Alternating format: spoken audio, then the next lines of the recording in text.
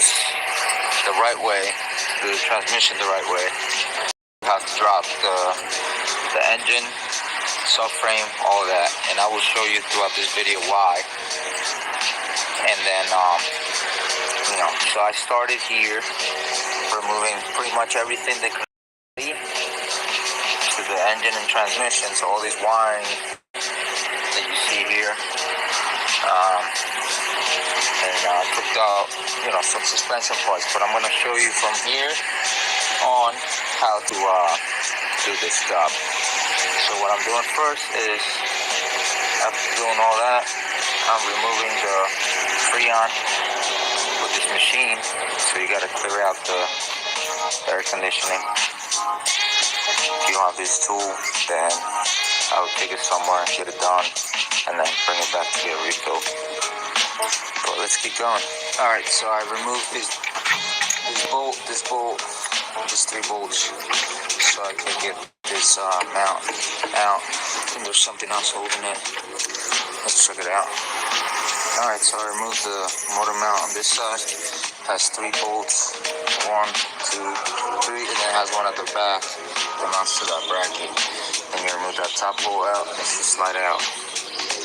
And now I'm gonna disconnect all the ground wires that you see going to the chassis. And I gotta get to the AC compressor lines to take them off. Next, I'll be removing this bolt right here to disconnect the steering wheel from the steering rack. So what's next? Make sure you place something so it doesn't move, so you don't lose it. And also, actually, before you remove your steering rack from up there, from that knuckle, make sure you loosen these, because this whole thing's gonna drop, and it's gonna drop with this. So disconnect these bolts here on both sides, and then hit it hard with a hammer right in this spot right here, so it can break loose. Alright, so now that we're disconnected on both sides, we can remove that other shaft that's to the steering rack. Alright, now that I removed the bolt, let's get it from the bottom with one of those impact hammers. Alright, down here, I already took out the axle from here, the control arm from the bottom, and also the sway bar link from the strut. So everything's coming down. So you can see all the mounts are mounted on the, the subframe here. So there's no way to hold it up in the air. Well, there is ways, but I'm doing it the right way since I gotta do the water pump anyway. So I gotta take the engine transmission down. So the next step is I'm gonna remove these bolts from the flywheel into a converter. I'll get my little touch on there. So I'm just put a bolt and a nut there. And right there, there's 2 bolts. I got them from up here. And what I used all these swivels. One of the swivels, this. And one of these lower radiator hose. And now we're all free pretty much. I just gotta get that shaft right there for the steering. So I'm gonna hit that with a impact hammer. Alright, so we're moving these mounts from here. I already took off all those bolts, as you can see.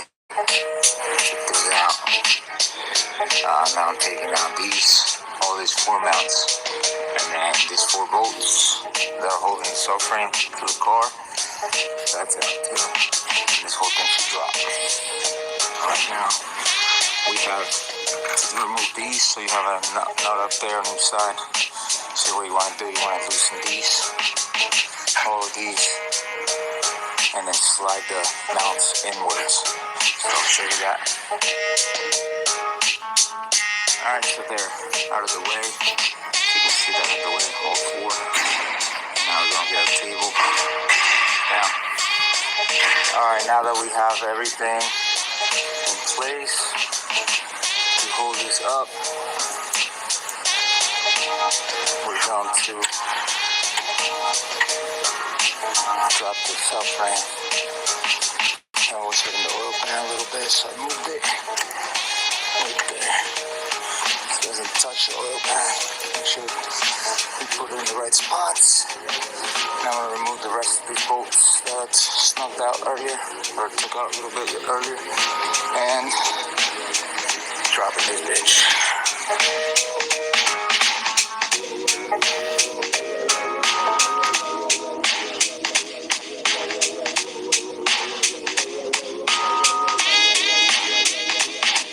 Alright, the engine and trans are out. That's how it should look. And you remove it. So now let's take out the transmission. Alright, next thing we're gonna do is remove the starter, this cooler, and we're gonna try to lift up the engine a little bit to get this mount off. This one. Alright, so I removed the cooler from there, and I put it over here. So it's pretty much the two hoses right there, that hose over there. This one you had disconnected already, and then it has two bolts to mount onto this bracket, which I put them back on there. I like to do that to keep track of my bolts. So now I'm going to remove the starter. I already began to remove the two 14mm bolts that are held by, and this thing's pretty tight in there, so we're going to have to wedge something here, pop it out. So remove that cooler first before you do that. Alright, the starter's out. So two bolts, this thing gets stuck, so you gotta play with them. Alright, so next, we're gonna be removing these two bolts here. This one, that one for 17 mils. Come out. Alright, so we got it out. That's the new trans. With the manuals and all that from that trans. Swap them over. Alright, so this module slides right in there like this. And then pops right in, down. And then put the bolts on. That's the TCM transmission from on. So we gotta swap out every little bracket like this. We gotta swap out this piece right here. It's a pain in the butt, but it came out. I'll show you guys how it goes back in. I'm supporting it from this.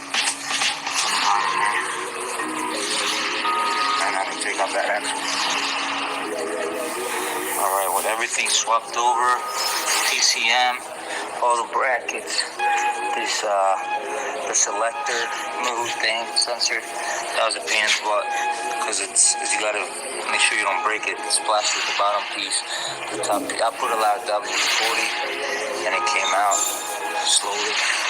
There's a plug here, I think that's to fill it up, so I'm gonna leave that snug so we can take that back out.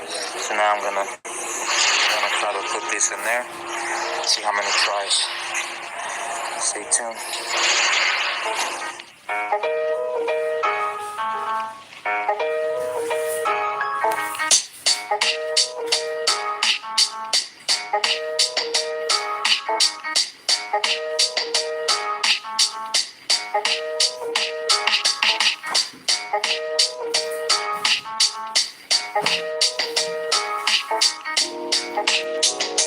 Alright, now that with the transmission's mounted on, make sure you tighten up all your bolts to your mounts and take the jack out and all that stuff, and then start pulling your bolts in.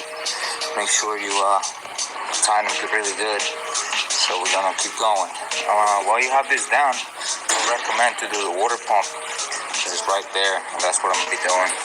So if you wanna watch the other video, I'm gonna put it up, just on how to do the water pump. Alright, so for the transmission cooler, that's next to be installed. So let's do it.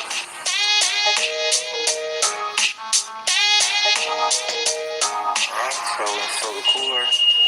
Oh, we gotta put the clamps back on there, on here. Let's that's it. Next, I'm putting the starter on here. This actually goes on here. This little breather.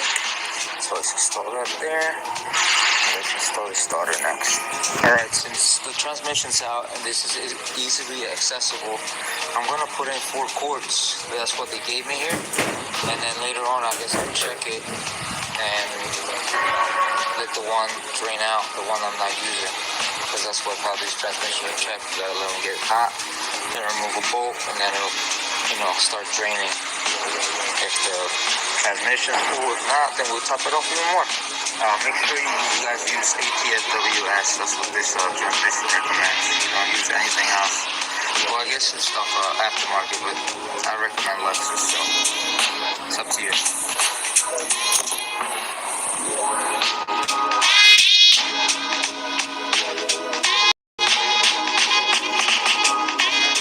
Cap back on, and then let's put this thing up and get it out of here.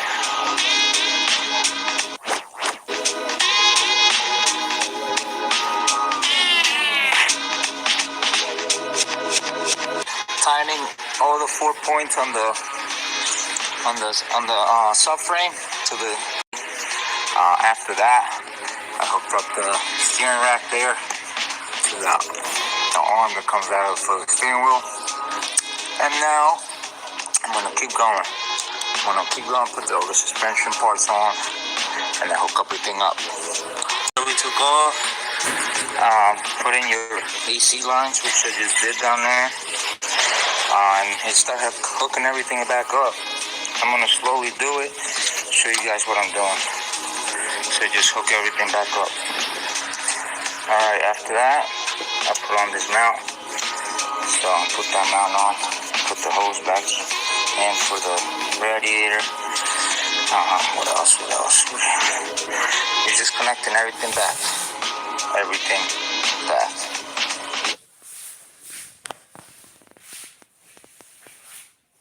You've probably heard it before. Someone changes their transmission fluid after years of neglect, and a few weeks later the transmission starts slipping. So naturally, people start saying you should never change your transmission fluid. That changing it is what broke it. Well, today we're going to put that myth to rest once and for all. I'm going to walk you through everything you need to know about transmission fluid, when to change it, how to check it, whether to flush it, or just do a simple drain, and which fluid your vehicle actually needs. Plus, stick around to the end because I've got a bonus tip that could save you from making one of the most expensive mistakes a vehicle